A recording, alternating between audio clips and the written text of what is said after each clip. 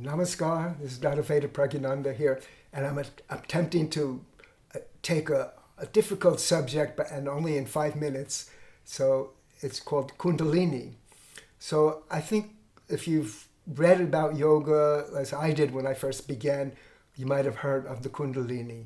So what is the Kundalini? It's the potential, the inherent spiritual energy that lies dormant in every human being. And it lies sleeping in the first vertebrae of the spinal column.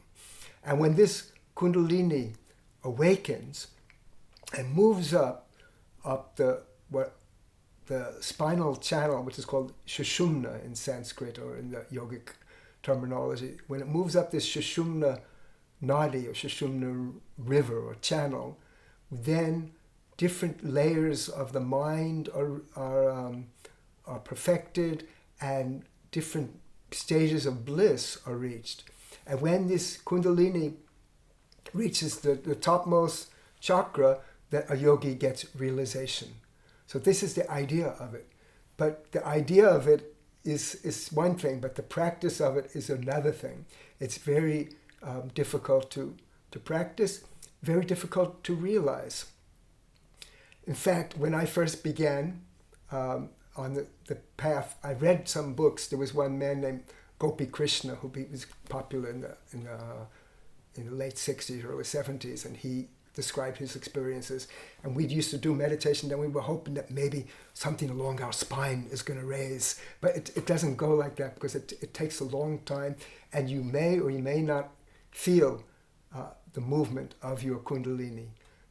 And also another thing which is very important is the Kundalini is a spiritual and psychic phenomena, and it's not a physical. You can't you bounce on the chair and you can't wake your Kundalini that way. The only way to awaken the Kundalini is through a spiritual process, a subtle process. And what is that subtle process? When you get a proper, there are 2 aspects of it. One, when you meet a spiritual master, that spiritual master gives you what is called Deeksha. And in Deeksha, there's awakening of the Kundalini. And then in that Deeksha process, you're giving a mantra. And the mantra is your means to, the Guru has helped you to awaken, but now you have to move it all the way up. And the only way to do that is in a spiritual process. Because what the mantra does, the mantra has a sound vibration that hits the Kundalini. It's called mantragat. And by hitting the Kundalini, not physically hitting it, like, I went to a class where they tried to make me bounce up and down. It didn't work.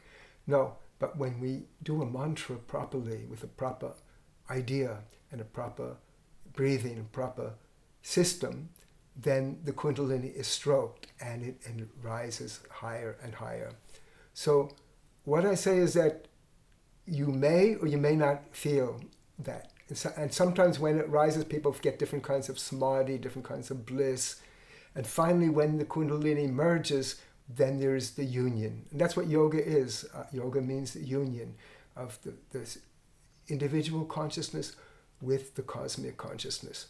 So the question comes, when will I feel this bliss? When will I feel this Kundalini? So we shouldn't be misled, because there's a story about one yogi he read all the books just like I did. And he read all the books and he heard that the Kundalini rises up the spine, and then it reaches the head. So one day what happened was he was meditating, and then he felt something along the spine. It was like a tingling. And he said, wow, he's thinking, this is my lucky day. And the thing went up, and it went up the back, it went up to here, but then something strange happened. He felt it over here. Then none of the books ever said anything about the Kundalini moving this way. So then he opened his eye and he saw it was an ant. So why I tell that story is, don't worry about the Kundalini. Although you can know about it, don't worry about it. The main thing is, I'll tell you 2 more things about it. The main thing is that you should do the practice that your teacher has given you. And if you do that practice, then you will reach the goal. The second thing is that how it works is like this.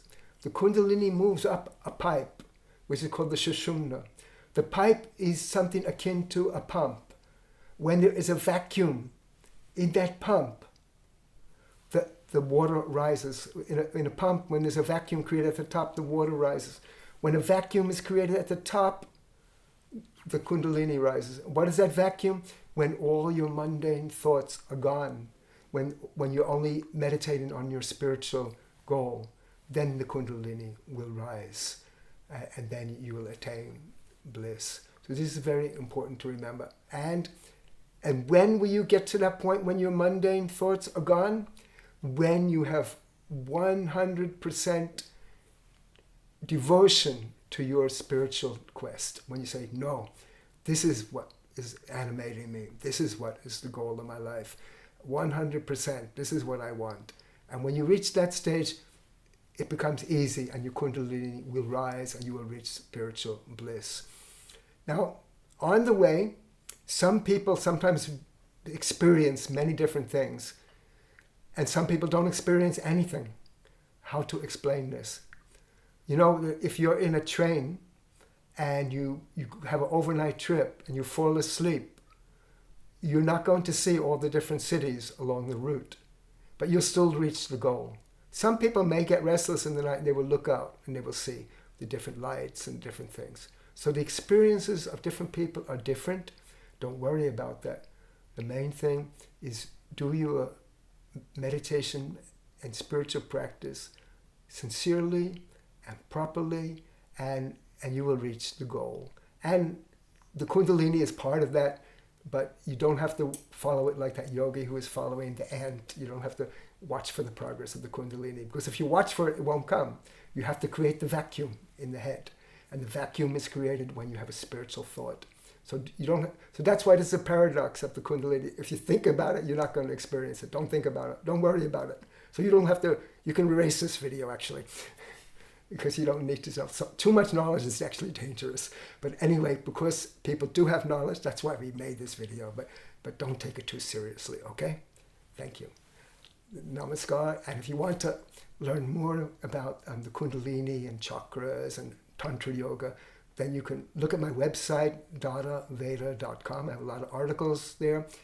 And if you're around me, you can contact me. I can travel. But if you're somewhere else in the world where I can't reach, you can go to our website, anandamarga.org, and contact somebody there, and they will put you in touch with somebody so that you can learn. Because these things which we're talking about in the videos, they're in a way theoretical, but we have to put theory into practice, and I hope that you will do so.